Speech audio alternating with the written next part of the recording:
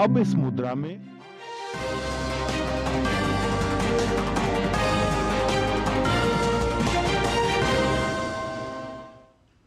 अभिवादये, अहमस्मि लता। अत्र भवतां स्वागतम् एतस्मिन् डीडी न्यूज़ वार्ता प्रसारणे। अथ प्रमुखाः वार्ताः। साइप्रस् गणराज्ये प्रधानमन्त्रिणः नरेन्द्रमोदिनः समाचरितं स्वागतम्। अद्य राष्ट्रपतिना निकोस् इत्यनेन समं भवेत् व्यापार सुरक्षा रणनीतिक सहभागिता विषयेषु उच्चस्तरीया वार्ता। निकोसिया टाउन हॉल इत्यत्र अपि गच्छेत् प्रधानमन्त्री नरेन्द्र मोदी।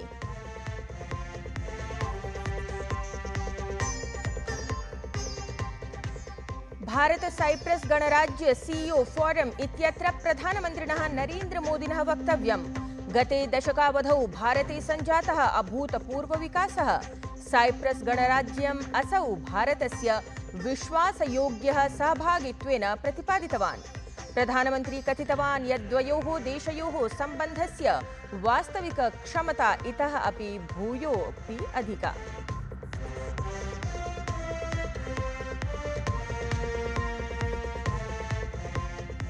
अद्य प्रकाशिता स्यात् देशे जनगणना योजनपरा अधिसूचना। ऐषमः जनगणनायां जातिजनगणना अपि भविष्यति सम्मिलिता। मोबाइल एप्लिकेशन इत्येतस्य प्रयोगपुरस्सरम् आङ्किकीयमाध्यमेन अपि भविष्यति जनगणना।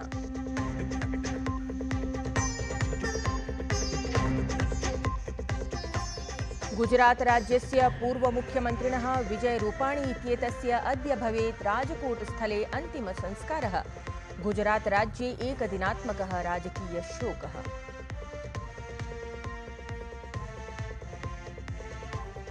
इस्राएल देशेन क्रियमाणे आक्रमणमध्ये ईरान देशस्य संघर्षविरामवार्तायाः निराकरणम्। तत्रैव ट्रम्प इत्येषः ईरान देशस्य सर्वोच्चनेतारमालक्ष्य कार्यान्वीक्षणाय इस्राएल योजनायाः कृतवान् निषेधम्। तावत् जर्मन चान्सलर इति पदासीनस्य विश्वासः G7 इत्याख्ये शिखरसम्मेलने भवितुं शक्नोति कथञ्चित् समाधानम्।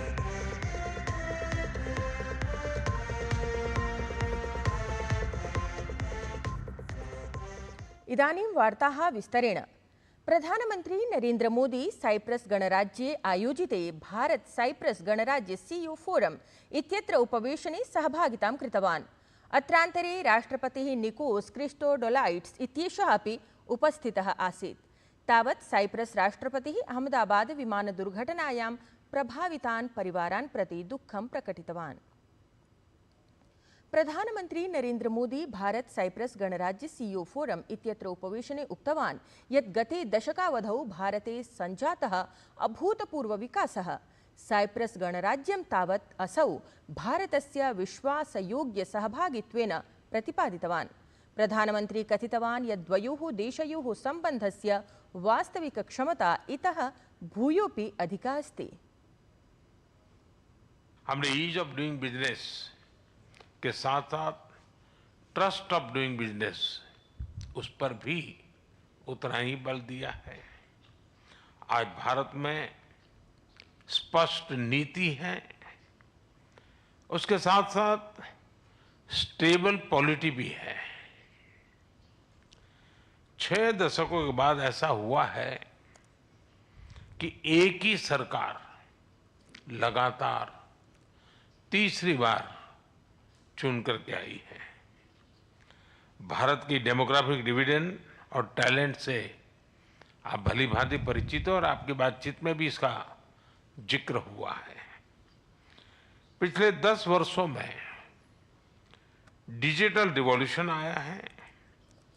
फाइनेंशियल इंक्लूजन एक मिसाल बना है। यूनिफाइड पेमेंट्स इंटरफेस यानी यूपीआई के माध्यम से आज विश्व का 50% डिजिटल ट्रांजैक्शन भारत में होता है। फ्रांस जैसे कई देश इससे जुड़े हैं। साइप्रस को भी इससे जुड़ने के लिए बात चल रही है और मैं इसका स्वागत करता हूं। भारत में फ्यूचरिस्टिक इंफ्रास्ट्रक्चर के विकास में हम $100 बिलियन से अधिक का सालाना निवेश कर रहे हैं। अवधेयं यत् देशत्रयस्य यात्राप्रसङ्गे प्रधानमन्त्री नरेन्द्रमोदी गतदिने साइप्रस् गणराज्यं प्राप्तवान् आसीत्।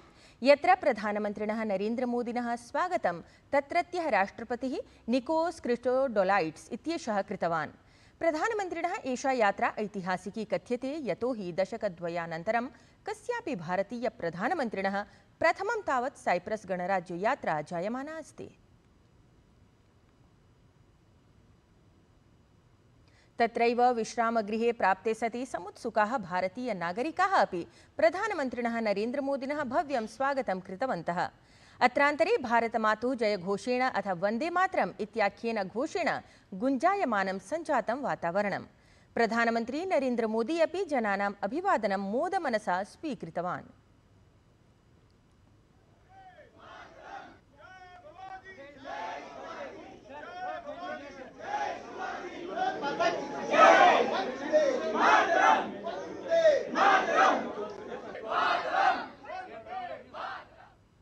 साइप्रस् गणराज्यस्य लार्काना स्थलं सम्प्राप्य विदेशमन्त्री डॉक्टर एस जयशंकरः साइप्रस् गणराज्यस्य विदेशमन्त्रिणं सम्मिल्य द्विपक्षीयसम्बन्धानां दृढीकरणाय चर्चां कृतवान्। अत्रान्तरे विदेशमन्त्री सविश्वासं कथितवान् यत् प्रधानमन्त्रिणः नरेन्द्रमोदिनः साइप्रस् गणराज्ययात्रा भारत साइप्रस् देशयोः दीर्घकालिक द्विपक्षीयसम्बन्धान् उन्नतिमार्गं प्रापयिष्यति। सहैव अनेन यात्रामाध्यमेन भारत यूरोपीय संघस्य सहभागितायाम् इतोपि दृढता आपादयिष्यति। देशत्रयस्य यात्रायाः द्वितीये चरणे प्रधानमन्त्री नरेन्द्रमोदी केनडा देशं सम्प्राप्य तत्र आयोज्यमाने G7 इत्याख्ये शिखरसम्मेलने सहभागितां कुर्यात्। प्रधानमन्त्रिणः G7 इत्याख्ये सम्मेलने अनुक्रमम् एषा षष्ठी सहभागिता अस्ति। तत्रैव प्रधानमन्त्री नरेन्द्रमोदी सम्मेलने आमन्त्रितदेशानां नेतृभिः अथ वैश्विकसङ्घटनस्य शीर्षाधिकारिभिः च समं विभिन्नेषु प्रकरणेषु चर्चां कुर्यात्।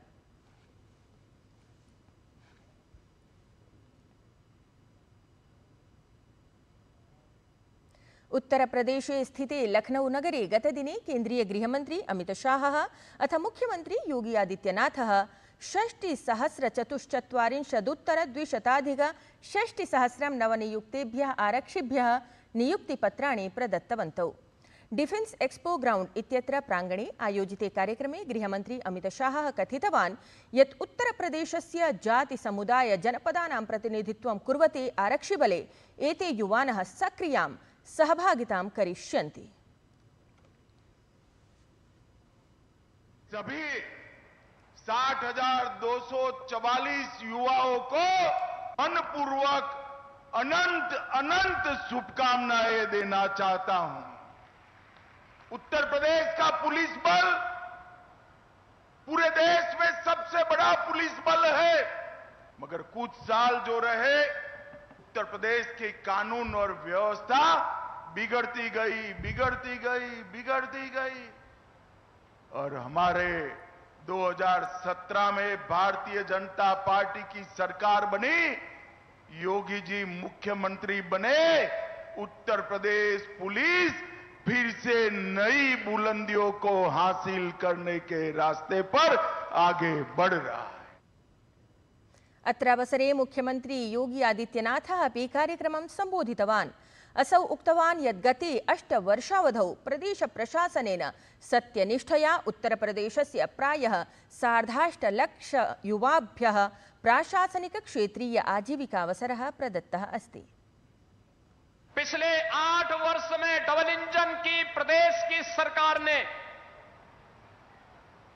8.5 लाख से अधिक सरकारी नौकरियां उत्तर प्रदेश के नौजवानों को दे करके परीक्षा की शुचिता और पारदर्शिता क्या हो सकती है उसका उदाहरण प्रस्तुत किया। और उसका एक उदाहरण आज यहां पे 60,244 पुलिस कार्मिकों के नियुक्ति पत्र वितरण का एक कार्यक्रम भी उसका साक्षी बनने जा रहा है। केन्द्रीय गृहमन्त्री अमितशाहः आगामि जनगणनायाः सज्जतामुद्दिश्य समीक्षां कृतवान्। नवदिल्ल्याम् आयोजिते तत्र समीक्षोपवेशने केन्द्रीय गृहसचिवः, महापञ्जीयकः, जनगणनायुक्तः अथ अन्ये वरिष्ठाधिकारिणः उपस्थिताः आसन्। तावत् एषा जनगणना चरणद्वये समाचरिष्यते, यस्याः प्रथमे चरणे आवाससूचीकरणम् अथ आवासानां गणना भविष्यति। अत्रान्तरे परिवारस्य आवासीय स्थितिसम्पत्तिसुविधाविषयिणी समग्रसूचना एकत्रीकरिष्यते। ततः परं द्वितीये चरणे जनगणनायां प्रतिद्वारम् उपेत्य गृहवासिनां सकलसूचना सङ्कलिता भविष्यति। अवधेयं यत् जनगणना प्रक्रियायाः अनन्तरम् एषा षोडश जनगणना अस्ति, अथ देशस्य स्वतन्त्रतायाः अनन्तरं समाचर्यमाणा अष्टमी जनगणना एषा भविष्यति।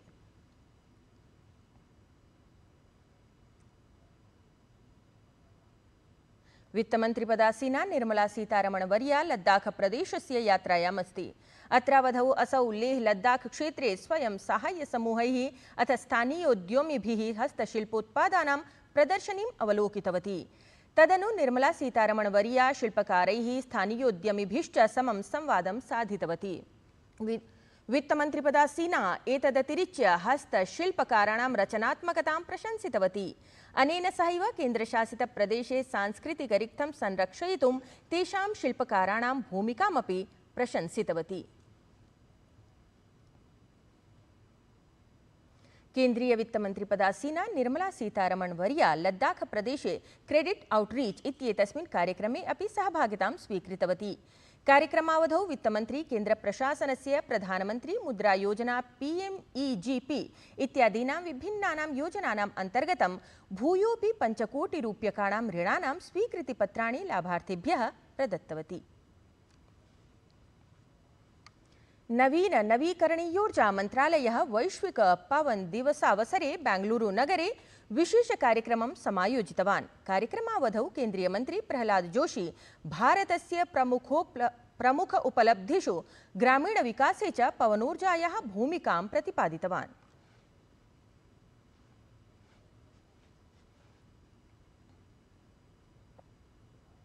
अहमदाबाद विमान दुर्घटनायां दिवंगतस्य गुजरात राज्यस्य पूर्व मुख्यमन्त्रिणः विजय रूपाणी इत्येतस्य अन्त्येष्टिसंस्कारः अद्य भविष्यति। तस्य मृतदेहस्य अभिज्ञानं रविवासरे अभवत्। अद्य शवस्य तस्य परिजनाय समर्पयिष्यते इत्यवधेयम्। अन्त्येष्टिसंस्कारः अद्य मध्याह्ने 3 वादने भविष्यति। गृहमन्त्री अमितशाहः रूपाणी इत्येतस्य अन्त्येष्टिसंस्कारे सम्मिलितः भविष्यति। तावत् गुजरात राज्ये अद्य एकदिवसीयः राजकीयः शोकः अपि घोषितः अस्ति।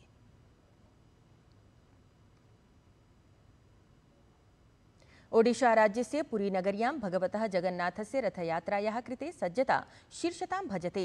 अवधातव्यं यत् प्रत्येकस्मिन् वर्षे आषाढमासे भगवतः जगन्नाथस्य रथयात्रा सोत्साहं प्रफुल्लमनसा च भवति। देशस्य विभिन्नेषु क्षेत्रेषु वृष्टिकारणेन जनाः विश्रान्ताः जाताः। अपरत्र उत्तरदिग्वर्ति भारते तापमानं न्यूनं समङ्कितम्। कोङ्कण गोवा तटीय कर्णाटकस्थलेषु अत्यधिकवृष्टिः भविष्यति इति ऋतुविभागेन अनुमानं प्रकटितमस्ति।